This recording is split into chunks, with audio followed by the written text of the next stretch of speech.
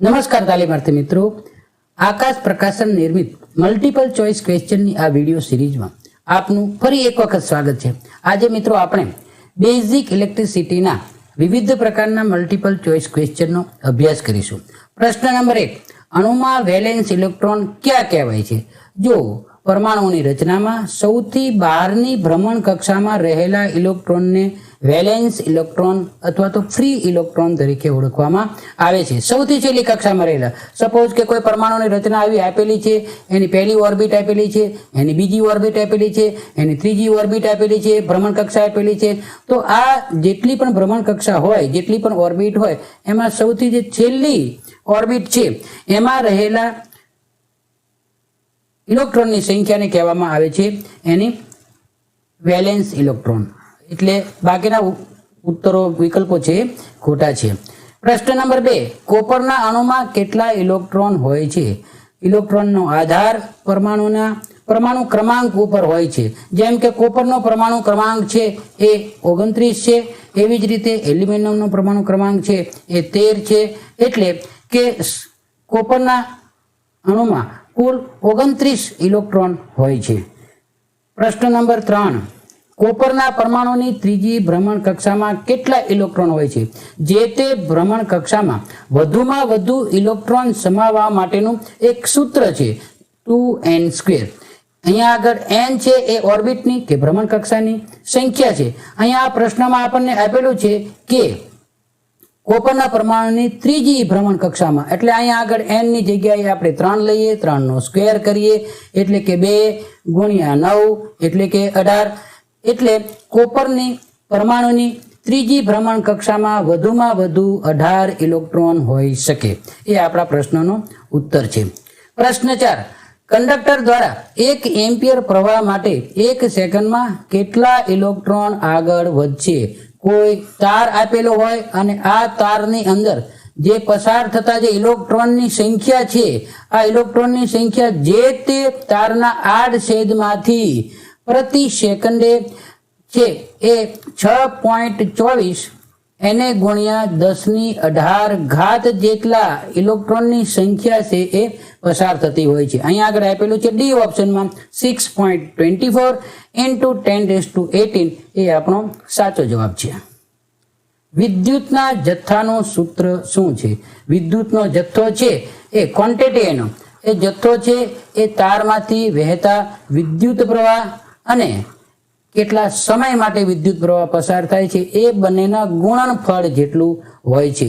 વિદ્યુત પ્રવાહ છે એને આપણે I કહીએ અને સમયને આપણે T કહીએ. તો આ પણ છે એ સિમ્બોલિક રીતે દર્શાવી શકાય. આપણા વિકલ્પમાં જે આપેલું હોય કરંટ ગુણ્યા ટાઈમ, કરંટ ગુણ્યા ટાઈમ છે વિદ્યુતના જથ્થાનું સૂત્ર છે અને તે કુલમ્બમાં માપવામાં આવે છે. પ્રશ્ન 6, કંડક્ટન્સનો એકમ શું છે? જેવી રીતે કોઈ પણ તારમાંથી જ્યારે વિદ્યુત પ્રવાહ પસાર થાય છે ત્યારે વિદ્યુત પ્રવાહ પસાર થવામાં જે અડચણ ઊભી થાય છે તેને એ રાશિને એ કંડક્ટરનો અવરોધ કહેવામાં આવે છે. સેમ અવરોધનો જે વ્યસ્ત છે કે જો કોઈ તારમાંથી ઇલેક્ટ્રોન પસાર થાય છે, વિદ્યુત પ્રવાહ પસાર થાય છે, તો એને પસાર થવામાં જે મદદરૂપ થાય છે એ પ્રકારના જે ગુણધર્મને કહેવામાં આવે છે કંડક્ટન્સ. કંડક્ટન્સ એ રેઝિસ્ટન્સનો વિરોધી છે, કંડક્ટન્સ. હવે કંડક્ટન્સના અહીંયા આપણને એકમ પૂછ્યો છે, તો રેઝિસ્ટન્સનો એકમ છે એ ઓહમ છે. એવી જ રીતે કંડક્ટન્સ છે એનો જે એકમ છે એ મહો છે, રેઝિસ્ટન્સથી ઉલટું. અહીંયા આગળ મહો આપેલો છે તો સાચું છે, એનો આવી રીતે સિમ્બોલ આપેલો હોય તો પણ સાચું છે. ઓહમ છે અવરોધનો એકમ છે, ઓહમ મીટર એ રેઝિસ્ટિવિટીનો એકમ છે. એટલા માટે અહીંયા આ પ્રકારના ઓપ્શનો છે ખોટા છે. પ્રશ્ન 7, નીચેના પૈકી કયું પદ કે રૂપાંતરણ સાચું નથી? જો અહીંયા આગળ 1 મેગા ઓહમ બરાબર 10⁶ ઓહમ આપ્યા છે તો એ સાચું છે. મેગા ઓહમ એટલે કે એક ઓહમ એવા 10 લાખ ઓહમ ભેગા થાય ત્યારે 1 મેગા ઓહમ થાય, એટલે એ ઓહમનો મોટો એકમ છે, એ સાચો છે.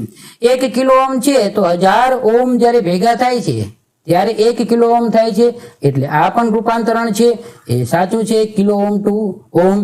અહીંયા આગળ ત્રીજું આપેલું છે 1 માઇક્રો ઓહમ. બરાબર 10⁻⁹ ઓહમ એ ખોટું છે, કારણ કે 1 માઇક્રો ઓહમ બરાબર 10⁻⁹ નહીં પરંતુ 10⁻⁶ છે. જો એવું આપ્યું હોય તો સાચું હોય, પરંતુ અહીંયા આગળ 10⁻⁹ આપેલી છે એટલે એ રૂપાંતરણ સાચું નથી.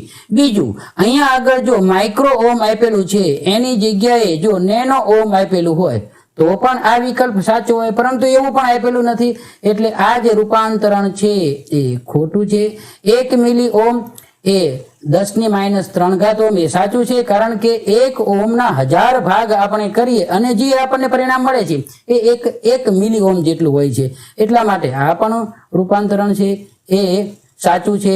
પ્રશ્ન 7ના સંદર્ભમાં સી ઓપ્શન છે એ ખોટો છે. પ્રશ્ન 8, નીચે દર્શાવેલ આકૃતિ A માં દર્શાવેલ વોલ્ટમીટર અને આકૃતિ B માં દર્શાવેલ વોલ્ટમીટર અનુક્રમે શું દર્શાવશે?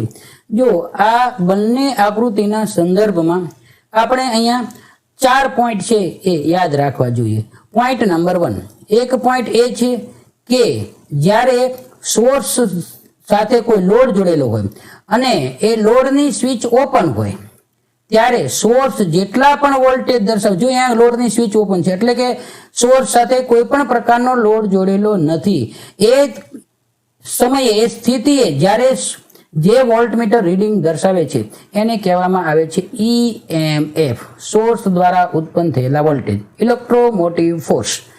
ક્યારે? કે જ્યારે લોડ ઓપન હોય ત્યારે. હવે પોઈન્ટ નંબર 2, જ્યારે સોર્સ સાથે કોઈ લોડ જોડેલો હોય એ સમયે સોર્સના ટર્મિનલ જે વોલ્ટેજ દર્શાવે, અહીંયા આપણે આકૃતિ 2 માં જોઈ શકીએ છીએ કે સ્વિચ છે એ ક્લોઝ છે અને લોડ એની સાથે જોડાઈ ગયેલો છે, એટલે એ સમયે જે આ સોર્સ આપેલો છે એ સોર્સ દ્વારા જે વોલ્ટેજ દર્શાવે છે એને કહેવામાં આવે છે PD, પોટેન્શિયલ ડિફરન્સ.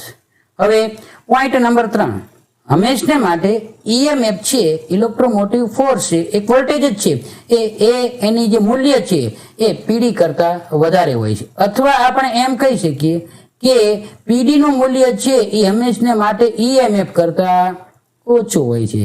શું કામ ઓછું હોય છે એ સમજવા માટે પોઈન્ટ નંબર 4 જોઈએ. ઇલેક્ટ્રિકલ સર્કિટમાં વોલ્ટેજ ડ્રોપનું સૂત્ર છે V = IR થાય. હવે જ્યારે EMF ની કન્ડિશન વખતે લોડ જોડેલો હોતો નથી, એટલા માટે વોલ્ટેજ જે આંતરિક સોર્સનો જે આંતરિક વોલ્ટેજ ડ્રોપ છે એ શૂન્ય થાય છે, કારણ કે એમાં કોઈ પણ પ્રકારનો કરંટ વહેતો નથી, એટલે કરંટનું જે માન છે આ કરંટ એનું માન શૂન્ય થાય છે. લોડ કરંટ વહેતો નથી, રેઝિસ્ટન્સ તો સેલનો જે ઇન્ટરનલ આપેલો તો હોય જ છે, પરંતુ કરંટ વહેતો નથી એટલે કરંટની કિંમત શૂન્ય, એટલે કે ઓવરઓલ વોલ્ટેજ છે એ શૂન્ય વોલ્ટેજ થાય, કોઈ પણ પ્રકારનો વોલ્ટેજ ડ્રોપ થતો નથી. આ EMF ની કન્ડિશનની વાત છે. હવે જ્યારે PD આપેલા હોય એટલે કે જ્યારે લોડ છે એ સોર્સ સાથે જોડેલો હોય ત્યારે એમાં કંઈક માત્રામાં કરંટ પસાર થશે. સપોઝ કે 1 એમ્પિયર છે, 2 એમ્પિયર છે, 0.5 એમ્પિયર કાંઈ પણ હોઈ શકે, કંઈક એમ્પિયર કરંટ એમાંથી પસાર થશે. હવે લોડનો સોર્સનો જે સેલ છે એનો આંતરિક અવરોધને કારણે એમાં કંઈક ને કંઈક છે એ વોલ્ટેજ છે એ ડ્રોપ થશે, એટલે એની કિંમત છે એ ઇલેક્ટ્રોમોટિવ ફોર્સ કરતાં ઓછી હશે. આ દ્રષ્ટિએ આ 4 પોઈન્ટ જો આપણે બરાબર સારી રીતે સમજી લીધા હોય તો આને રિલેટેડ છે EMF અને પોટેન્શિયલ ડિફરન્સ છે એને રિલેટેડ આપણે વિવિધ પ્રકારના પ્રશ્નોનો ઉત્તર આપી શકીએ. ઇન શોર્ટ આપણે એટલું સમજવાનું છે કે લોડ ઓપન હોય, સોર્સ સાથે કોઈ લોડ જોડેલો ન હોય ત્યારે જે સોર્સ વોલ્ટેજ દર્શાવે છે એને EMF કહેવાય, અને જ્યારે સોર્સ સાથે એટલે કે બેટરી જનરેટર સાથે લોડ જોડેલો હોય ત્યારે જે સોર્સના ટર્મિનલ ઉપર વોલ્ટેજ હોય છે એને કહેવામાં આવે છે પોટેન્શિયલ ડિફરન્સ. અહીંયા આપેલું છે કે એ ઓપ્શન આપેલો છે કે આકૃતિ A છે એ પોટેન્શિયલ ડિફરન્સ દર્શાવે છે એ ખોટું છે, કારણ કે EMF દર્શાવે છે. આકૃતિ B છે એ ઇલેક્ટ્રોમોટિવ ફોર્સ દર્શાવે છે તો એ ખોટું છે, એ PD દર્શાવે છે એટલે આ ઓપ્શન આપણો ખોટો થાય છે. B ઓપ્શનમાં આપેલું છે કે આકૃતિ A છે એ ઇલેક્ટ્રોમોટિવ ફોર્સ દર્શાવે છે તો સાચું છે, કારણ કે સ્વિચ ઓપન છે. બી આકૃતિ છે પોટેન્શિયલ ડિફરન્સ દર્શાવે છે, તો એ પણ સાચું છે કારણ કે સ્વિચ બંધ છે એટલે લોડ જોડેલો છે, એટલે આપણી દ્રષ્ટિએ આ બી ઓપ્શન છે એ સાચો છે. હવે સી અને ડી બંને ઓપ્શન ખોટા છે. એટલા માટે ખોટા છે કે બંને આકૃતિઓ ઇલેક્ટ્રોમોટિવ ફોર્સ ઈએમએફ દર્શાવે છે, તો ખોટું છે. બંને આકૃતિઓ પોટેન્શિયલ ડિફરન્સ બતાવે છે, એ પણ ખોટું છે કારણ કે બંને આકૃતિઓ પોટેન્શિયલ ડિફરન્સ દર્શાવતી નથી. એક પીડી બતાવે છે અને એક ઈએમએફ બતાવે છે. એટલા માટે આ બાકીના ઓપ્શન છે ખોટા છે. અહીંયા આપણા પ્રશ્નનો જવાબ થાય છે એ આકૃતિ ઇલેક્ટ્રોમોટિવ ફોર્સ દર્શાવે છે, બી આકૃતિ પોટેન્શિયલ ડિફરન્સ દર્શાવે છે. અહીંયા એક બાબત ખાસ યાદ રાખવાની છે કે ઈએમએફ અને પોટેન્શિયલ ડિફરન્સ છે એ બંને વોલ્ટેજના જ એકમ છે, પરંતુ બંનેની કિંમતમાં માઇનર તફાવત હોય છે. પ્રશ્ન નંબર 9, કરંટ અને વોલ્ટેજ માપવા માટે નીચેનામાંથી કયો ડાયાગ્રામ સાચો છે? જુઓ, કરંટ માપવા માટે છે એ મીટર વપરાય, એ મીટર વપરાય. વોલ્ટેજ માપવા માટે છે એ વોલ્ટ મીટર વપરાય. વોલ્ટ મીટરને હંમેશા પેરેલલમાં જોડવામાં આવે અને એ મીટરને હંમેશા માટે સિરીઝમાં જોડવામાં આવે. આ બેઝિક જે આપણા ખ્યાલ છે, બેઝિક જે નિયમો છે એ આપણને માઇન્ડમાં રાખવા જોઈએ અને એના ઉપરથી જે આ નીચે ડાયાગ્રામ આપેલો છે એનો ઉત્તર આપવાનો આપણે પ્રયત્ન કરીએ. આકૃતિ નંબર 1 માં વોલ્ટ મીટર પેરેલલમાં જોડેલું છે, સાચું છે. એમ્પિયર મીટર સિરીઝમાં જોડેલું છે, સાચું છે. નિયમ મુજબ એમ્પિયર મીટર વોલ્ટ મીટર બંને સાચા જોડેલા છે, એટલે આ આકૃતિ 1 તો સાચી છે. આકૃતિ નંબર 2, બેટરી આપેલી છે એની સિરીઝમાં વોલ્ટ મીટર જોડેલું છે, તો ખોટું છે. એની પેરેલલમાં એમ્પિયર મીટર જોડ્યું છે, ખોટું છે. વોલ્ટ મીટર ને એમ્પિયર મીટર બંને ખોટી રીતે જોડાયેલા છે. અહીંયા એક બાબત ખાસ યાદ રાખવાની કે વોલ્ટ મીટરને સપ્લાય લાઇનની પેરેલલમાં જોડાય. ભૂલથી જો વોલ્ટ મીટર છે એ સિરીઝમાં જોડાઈ ગયું તો કોઈ નુકસાન થશે નહીં, પરંતુ વોલ્ટ મીટર છે એ લો રીડિંગ દર્શાવશે, low reading. Point number 1. Point number 2, ભૂલથી જો એ મીટરને ખરેખર સિરીઝમાં જોડવાનું હોય પણ ભૂલથી છે એ મીટરને આપણે પેરેલલમાં જોડી દીધું તો એ મીટરમાં હેવી કરંટ પસાર થવાને કારણે એ meter at a time blast થઈ જશે, સળગી જશે, ખરાબ થઈ જશે. એટલા માટે એમીટર અને વોલ્ટમીટરને સપ્લાય લાઇન સાથે જોડતી સમય ખૂબ જ કાળજી લેવી જરૂરી છે. હવે આકૃતિ નંબર 3 માં પણ એ જ પોઝિશન છે. એ મીટર સાચું જોડ્યું છે પણ વોલ્ટમીટર સિરીઝમાં છે, તો ખોટું છે. આકૃતિ ડી માં પણ છે, એ મીટર છે ખોટું જોડ્યું છે, એને સિરીઝમાં જોડાય, વોલ્ટમીટર સાચું જોડેલું છે. એટલે આ દ્રષ્ટિએ છે બી, સી, ડી ત્રણેય આકૃતિઓ છે અથવા ત્રણેય સર્કિટો છે એ કનેક્શનની દ્રષ્ટિએ ખોટી છે. આકૃતિ એ છે એ તદ્દન સાચી છે. પ્રશ્ન 10, 2.5 માઇક્રો એમ્પિયર બરાબર કેટલા એમ્પિયર? હવે આનું કન્વર્ઝન અલગ અલગ રીતે થઈ શકે. આપણે એક રીત અહીંયા જોઈએ કે 2.5 માઇક્રો એમ્પિયર આપ્યા છે. હવે 1, 2, 3, 4, 5, 6 એટલે 10 લાખ. 10 લાખ માઇક્રો એમ્પિયર થાય ત્યારે 1 એમ્પિયર થાય. તો અહીંયા આગળ માઇક્રો એમ્પિયર આપણને કેટલા આપ્યા છે? 2.5 આપેલા છે, તો કે 2.5 માઇક્રો એમ્પિયર હોય ત્યારે કેટલા એમ્પિયર થાય? આવી સાદી ત્રિરાશી આપણે મૂકી દઈએ તો 2.5 એને ગુણ્યા 1 એના છેદમાં 10 લાખ બરાબર. તો આપણો જવાબ છે એ 0.000025 એમ્પિયર આવશે. એટલે કે ડી ઓપ્શન છે એ ઓપ્શન સાચો ઓપ્શન છે. પ્રશ્ન 11, 1 એમ્પિયર અવર બરાબર કેટલા કુલંબ? અહીંયા આગળ કુલંબ આવે, કેટલા કુલંબ થાય છે? હવે જુઓ, 1 એમ્પિયર અવર અને કુલંબ એ બંને વિદ્યુતનો જથ્થો માપવા માટેના એકમ છે, માપવાના એકમ છે. બંને એકમ જે આપેલા છે એ વિદ્યુતનો જથ્થો માપે છે. એક એકમ મોટો છે અને બીજો એકમ નાનો છે. કુલંબ એટલે 1 એમ્પિયર એને ગુણ્યા 1 સેકન્ડ. 1 એમ્પિયર 1 સેકન્ડ છે એટલે એને કુલંબ કહેવાય. અને એમ્પિયર અવર છે, એમ્પિયર અવર એટલે 1 એમ્પિયર અને એને ગુણ્યા 1 કલાક. હવે જો આપણે આનું કન્વર્ઝન કરવું હોય તો એમ્પિયર અવરને આપણે કુલંબમાં જો કન્વર્ઝન કરવું હોય તો 1 એમ્પિયર તો આપેલા છે પણ કલાકની જગ્યાએ આપણે એને મિનિટમાં ફેરવશું એટલે 60 થઈ જશે. એ જ મિનિટને આપણે સેકન્ડમાં ફેરવશું એટલે બીજા 60 થઈ જશે. એટલે કે 3600 છે એ કુલંબ થાય. આપણા પ્રશ્નનો જવાબ છે 1 એમ્પિયર અવર બરાબર 3600 કુલંબ. એટલે કે ડી ઓપ્શન આપેલો છે એ સાચો ઓપ્શન આપેલો છે. પ્રશ્ન નંબર 12, નીચે દર્શાવેલ સર્કિટ પૈકી કઈ સર્કિટ પ્રોટેક્શન સાથેની હેલ્ધી ફોલ્ટ વિનાની એટલે કે તંદુરસ્ત સર્કિટ છે? હવે જો આકૃતિ એક આપેલી છે, એ આકૃતિની અંદર એક ફ્યુઝ લાગેલો છે, એક બેટરી છે, એક સિરીઝમાં સ્વિચ લાગેલી છે, સાચું છે. એની સિરીઝમાં એક ફ્યુઝ લાગેલો છે, એ પણ સાચું છે. અને એને લોડને જોડેલા છે, લોડને અહીંથી ફેઝ મળે છે અને અહીંથી ન્યુટ્રલ મળે છે. એટલે આ જે સર્કિટ છે એ તંદુરસ્ત એટલે કે સાચી સર્કિટ છે, ફોલ્ટ વિનાની સર્કિટ છે. નિયમ મુજબ ફ્યુઝ છે સિરીઝમાં જોડવો પડે, સ્વિચ સિરીઝમાં જોડવું પડે અને લોડને પેરેલલ્સમાં સપ્લાય મળવો જોઈએ. તો આ જે સર્કિટ છે એ સાચી સર્કિટ છે. હવે આકૃતિ નંબર બી, બેટરી છે, બેટરીની સિરીઝમાં સ્વિચ લાગેલી છે, સાચું છે. પરંતુ સ્વિચ પછી તરત જ તે જે ફ્યુઝ આપ્યો છે એ અહીંયા આગળ શોર્ટ દર્શાવેલો છે, શોર્ટ થઈ ગયેલો છે એવું દર્શાવેલું, એટલે કે ફ્યુઝ છે એ બાયપાસ છે. હવે ફ્યુઝ બાયપાસ હોય તો પ્રોટેક્શન તો કોઈ રહેતું જ નથી, એટલા માટે આ બી સર્કિટ છે એ ખોટી છે. સર્કિટ સી માં આપણે જોઈ શકીએ છીએ કે બેટરી છે, સ્વિચ સાચી લાગેલી છે, લોડને પણ સપ્લાય સાચો મળે છે, ફેઝ ન્યુટ્રલ, પરંતુ આમાં કોઈ જગ્યાએ ફ્યુઝ છે નહીં, એટલે આ પ્રોટેક્શન વગરની સર્કિટ છે, તો એ પણ પ્રશ્ન વિકલ્પ ખોટો છે. હવે ડી માં આપણે જોઈએ તો બેટરી આપેલી છે, એની સિરીઝમાં સ્વિચ જોડેલી છે, તો એ સાચું છે. ફ્યુઝ જોડેલો છે એ પણ સાચું છે, પરંતુ ફ્યુઝ પછી જે લોડના બે છેડા છે એ લોડમાં પહોંચે એ પહેલા શોર્ટ થઈ ગયા તો શોર્ટ સર્કિટનો ફોલ્ટ છે, શોર્ટ સર્કિટ. તો આ પણ ખોટું છે, એટલા માટે એ ઉત્તર છે એ આપણો સાચો ઉત્તર છે. પ્રશ્ન નંબર 13, નીચે દર્શાવેલ સર્કિટ પૈકી કઈ સર્કિટ પ્રોટેક્શન સાથેની હેલ્ધી સર્કિટ છે? તો એ. હવે પ્રશ્ન નંબર 13, મિલીવોલ્ટ એટલે કેટલા વોલ્ટ? હવે જો 1000 મિલીવોલ્ટ, 1000 મિલીવોલ્ટ બરાબર 1 વોલ્ટ થાય, આવું એનું કન્વર્ઝન છે. હવે અહીંયા આગળ 1 મિલીવોલ્ટ બરાબર 1 વોલ્ટ થાય, પરંતુ એક મિલીવોલ્ટનું આપણને વોલ્ટમાં રૂપાંતર કરવાનું કીધું છે, તો 1 વોલ્ટનો 1000મો ભાગ 1/1000 જો આપણને આપેલું હોય તો એ સાચું છે. ત્યાર પછી કદાચ આવી રીતે પણ આપેલું હોય કે આનું કન્વર્ઝન કરી અને અંશમાં લઈ જઈએ તો 10⁻³ વોલ્ટ એવું આપેલું હોય તો એ પણ સાચું છે. આપણા ઓપ્શનમાં જે આપેલું હોય, અહીંયા આગળ 1000 આપેલું છે, 1/1000 છે, આ સાચું છે. બાકીના જે વિકલ્પો છે એ ખોટા છે.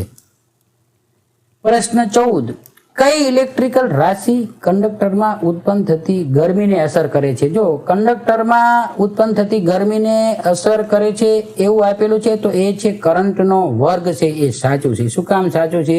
કારણ કે ગરમી ઉત્પન્ન થવાનો જે સૂત્ર છે, બેઝિક ફોર્મ્યુલા જુલ્સના નિયમ મુજબ, એ થાય છે I²RT. હવે જો અહીંયા આગળ આપેલું છે વોલ્ટેજ, તો કે વોલ્ટેજ તો ખોટું છે, આમાં કોઈ જગ્યાએ વોલ્ટેજ તો આયા નથી. કરંટનો વર્ગ તો સાચું છે, I² આવ્યું છે એટલે સાચું છે. અવરોધનો વર્ગ, આ રેઝિસ્ટન્સ આપ્યો છે, પરંતુ રેઝિસ્ટન્સનો અહીંયા આગળ વર્ગ આપ્યો છે. જો અવરોધ આટલું જ આપેલું હોય તો એ સાચું પડે, પણ એવું છે નહીં એટલે આ પણ ખોટું છે. એવી જ રીતે તેમાંથી પસાર થતો કરંટ, જો સૂત્રમાં I હોય તો સાચું પડે, પરંતુ અહીંયા આગળ I² છે અને I² સ્પષ્ટ અહીંયા આપેલું છે એટલે આ પણ છે એ અહીંયા ખોટું છે. એટલે કરંટનો વર્ગ છે એ ઇલેક્ટ્રિકલ કંડક્ટરમાં ઉત્પન્ન થતી ગરમીને અસર કરે છે. પ્રશ્ન 15, કંડક્ટરમાંથી કરંટ પસાર થાય ત્યારે તેમાં કઈ અસર ઉત્પન્ન થાય છે? જો કંડક્ટરમાંથી કરંટ પસાર થાય છે ત્યારે ઉષ્મીય અસર છે એ ઉત્પન્ન થાય છે એવું આપણે સમજી. જો કે ચુંબકી અસર છે ખરી, પરંતુ એ બહુ જ સૂક્ષ્મ માત્રામાં હોય છે એટલે એની આપણે અહીંયા ગણતરી કરી નથી. રાસાયણિક અસર પણ નથી અને ઇલેક્ટ્રોસ્ટેટિકની પણ અસર નથી. પ્રશ્ન નંબર 16, કોઇલમાંથી કરંટ પસાર થાય તો તેમાં કઈ અસર ઉત્પન્ન થાય છે? પહેલા વાહકમાંથી આપી હતી, અહીંયા આગળ કોઇલમાંથી આપેલી છે. જ્યારે કોઇલમાંથી કરંટ પસાર થાય છે ત્યારે પુષ્કળ માત્રામાં મેગ્નેટિક ફ્લક્સ ઉત્પન્ન થાય છે, એટલે કે ચુંબકી અસર છે એ અહીંયા આગળ એનો સાચો જવાબ છે. પ્રશ્ન 17, માનસિક દર્દીની સારવાર માટે ઇલેક્ટ્રિક પ્રવાહની કઈ અસરનો ઉપયોગ થાય છે? શોકની અસરનો. જ્યારે કોઈ માનસિક દર્દી હોય, હાર્ટનો પેશન્ટ હોય, પેરાલિસિસનો પેશન્ટ, લકવાનો પેશન્ટ હોય, ત્યારે એના શરીરની અંદર સૂક્ષ્મ માત્રામાં, સૂક્ષ્મ મિલી એમ્પિયર માત્રામાં છે એ ઇલેક્ટ્રિકલ કરંટ પસાર કરવામાં આવે છે. એટલે અહીંયા આગળ થાય છે શોક અસર અથવા શારીરિક અસર છે એ સાચું છે, અને એના સિવાયની બાકીની અસરો છે એ ખોટી છે. રાસાયણિક અસર છે એ તો બેટરીના કેસમાં કે સેલના કેસમાં આપણે એને કહી શકીએ ચુંબકીય અસર છે એ કોઇલ કે સોલિનોઇડ આપેલો હોય તો એના સંદર્ભમાં આપણે કહી શકીએ આયોનાઇઝેશનની અસર છે એ આપણે ગેસ ડિસ્ચાર્જ જેટલા પ્રકારના પણ લેમ્પ છે જેમ કે ટ્યુબલાઇટ છે, મર્ક્યુરી વેપર લેમ્પ છે, સોડિયમ વેપર લેમ્પ છે, એ પ્રકારના લેમ્પની અંદર છે એ આયોનાઇઝેશનની અસર આપણે કહી શકીએ. અહીંયા આગળ શોક અસર છે એ સાચો ઉત્તર છે. પ્રશ્ન 18 એસી સપ્લાય ચેક કરતા સમયે નિયોન પોલારિટી ઇન્ડિકેટર શું સંકેત દર્શાવે છે? જુઓ, નિયોન પોલારિટી ઇન્ડિકેટર છે એ આ પ્રકારના એક 2 ઇલેક્ટ્રોડથી બનેલો છે એ લેમ્પ છે જેમાં 2 ઇલેક્ટ્રોડ આવી રીતે આપેલા હોય છે. હવે જ્યારે એને સપ્લાય આપવામાં આવે છે ત્યારે જો બંને ઇલેક્ટ્રોડ છે એ ગ્લો થાય, બંને ચમકે તો એ પ્રવાહ છે એ એસી ટાઈપનો છે એવું કહી શકાય. પરંતુ જો બેમાંથી કોઈ એક જ ઇલેક્ટ્રોડ, ચાહે આ ઇલેક્ટ્રોડ જો સળગે તો બેમાંથી કોઈ પણ એક જ્યારે સળગે ત્યારે એ પાવર છે એ ડીસી પાવર આપેલો છે એવું સમજી શકાય. ઉપરાંત જો ડીસી પાવર હોય તો આ બેમાંથી જે ઇલેક્ટ્રોડ સળગે છે, સપોઝ કે આ ઇલેક્ટ્રોડ સળગે છે તો એની સાથે જોડેલો જે આ તાર છે એ નેગેટિવ છે. જો આ ઇલેક્ટ્રોડ સળગતો હોય તો એની સાથે જોડેલો તાર છે આ નેગેટિવ હોઈ શકે, એટલે એની પોલારિટી પણ ચેક થઈ જાય. વિદ્યુત પ્રવાહનો પ્રકાર અને પ્રકાર પછી એની પોલારિટી કઈ છે એ પણ ચેક આવી રીતે કરી શકાય. અહીંયા પ્રશ્ન આપેલો છે કે એસી સપ્લાય ચેક કરતા સમયે નિયોન પોલારિટી ઇન્ડિકેટર શું સંકેત દર્શાવે છે? તો કે બંને ઇલેક્ટ્રોડ પ્રકાશિત સળગે છે. એ આપણો ઉત્તર સાચો છે. માત્ર એક જ ઇલેક્ટ્રોડ દર્શાવે તો એ ડીસી પાવર હોય, બંને ઇલેક્ટ્રોડ ફ્લિકરિંગ ચાલુ બંધ થાય એ અહીંયા આગળ છે નહીં. પ્રશ્ન 19 નિયોન લેમ્પમાં ઇલેક્ટ્રિક કરંટની કઈ અસરનો ઉપયોગ થાય છે? હમણાં જ આપણે વાત કરી કે નિયોન લેમ્પ છે એ એક પ્રકારનો ગેસ ડિસ્ચાર્જ લેમ્પ છે, એટલે એમાં આયનીકરણ જે છે, આયોનાઇઝેશનની અસર છે એ સિદ્ધાંતનો ઉપયોગ થાય છે. રાસાયણિક અસર છે બેટરી માટે છે, ચુંબકીય અસર છે સોલિનોઇડ કે વિવિધ પ્રકારની કોઇલો માટે છે, અને ઉષ્મીય અસર છે એ હીટિંગ કોઇલો માટે છે એ વધારે ઉપયોગી થઈ શકે એવું કહી શકાય. અહીંયા આગળ ગેસ આયોનાઇઝેશન અસર ઉપર નિયોન લેમ્પ છે એ કાર્ય કરે છે. પ્રશ્ન નંબર 20 એસઆઈ એકમ પદ્ધતિમાં વીજ પ્રવાહ માપવાનો એકમ શું છે? જો અહીંયા આગળ 4 એકમ આપ્યા છે, માઇક્રો એમ્પિયર, મિલી એમ્પિયર, એમ્પિયર અને કિલો એમ્પિયર. આ 4 એમ્પિયર છે એ વિદ્યુત પ્રવાહ માપવાના જ છે. એમ્પિયર વિદ્યુત પ્રવાહ માપવાનો આ એમ્પિયર છે. વિદ્યુત પ્રવાહ માપવા માટેના 4 એકમ આપેલા છે, પરંતુ એકબીજાના કન્વર્ઝન કરેલા સ્વરૂપો છે, નાના મોટા સ્વરૂપ છે. એમ્પિયર છે એ એસઆઈ એકમ છે, એના આધારે પછી અમુક નાના એકમ છે જેમ કે મિલી એમ્પિયર છે તો અહીંયા આગળ 1000 મિલી એમ્પિયર થાય એટલે 1 એમ્પિયર થાય, એટલે કે 1 એમ્પિયરનો 1000મો ભાગ છે એ 1 મિલી એમ્પિયર છે. એવી જ રીતે માઇક્રો એમ્પિયરની આપણે વાત કરવી હોય તો જે 10 લાખ છે, 10 લાખ માઇક્રો એમ્પિયર ભેગા થાય ત્યારે 1 એમ્પિયર થાય, એટલે કે 1 એમ્પિયરનો 10 લાખમો ભાગ છે એને 1 માઇક્રો એમ્પિયર કહેવાય. એવી જ રીતે કિલો એમ્પિયર છે તો કે 1000 કિલો એટલે 1000 એમ્પિયર ભેગા થાય ત્યારે એને 1 કિલો એમ્પિયર કહેવામાં આવે છે. એટલે આ નાના મોટા એના રૂપાંતરિત યુનિટો છે, એકમો છે, પરંતુ એસઆઈ એકમ કેવો તો એનો એસઆઈ એકમ છે એ એમ્પિયર છે. પ્રશ્ન 21 ઇલેક્ટ્રોમોટિવ ફોર્સ શોધવા માટે કયું સૂત્ર વપરાય છે? જો પ્રશ્ન નંબર 2-3 અંદર આપણે વાત કરી હતી કે ઈએમએફ છે એ એકચ્યુઅલમાં સોર્સનો ઉત્પન્ન કરેલા વોલ્ટેજ છે. જ્યારે લોડ લાગેલો ના હોય ત્યારે આઇડલ કન્ડિશનની અંદર સોર્સે ઉત્પન્ન કરેલા જે વોલ્ટેજ છે એને ઇલેક્ટ્રોમોટિવ ફોર્સ કહેવામાં આવે. પરંતુ જ્યારે લોડ જોડેલો હોય સોર્સ સાથે ત્યારે સોર્સના આંતરિક જે સેલ છે એ આંતરિક અવરોધના કારણે એમાં સૂક્ષ્મ માત્રામાં વોલ્ટેજ ડ્રોપ થાય છે, એટલે એના જે ટર્મિનલ ઉપર છે લોડ સમયે એ ઓછા વોલ્ટેજ મળે છે. કેટલા ઓછા વોલ્ટેજ મળે છે? તો એક તો ઈએમએફ બરાબર પીડી, પોટેન્શિયલ ડિફરન્સ, જેટલા એના ટર્મિનલ ઉપર વોલ્ટેજ મળે છે વત્તા એના આંતરિક રીતે જે વોલ્ટેજ ડ્રોપ થાય છે, વોલ્ટેજ ડ્રોપ, જો એનો આપણે સરવાળો કરીએ તો એ જે તે સોર્સના ઇલેક્ટ્રોમોટિવ ફોર્સ એટલે કે ઈએમએફ છે. અહીંયા આગળ આપણને આપેલું છે કે ઈએમએફ બરાબર પોટેન્શિયલ ડિફરન્સ માઇનસ વોલ્ટેજ, તો એ ખોટું છે, માઇનસ નથી હોતું. ઈએમએફ બરાબર પોટેન્શિયલ ડિફરન્સ વત્તા વોલ્ટેજ ડ્રોપ, તો આ સાચું છે.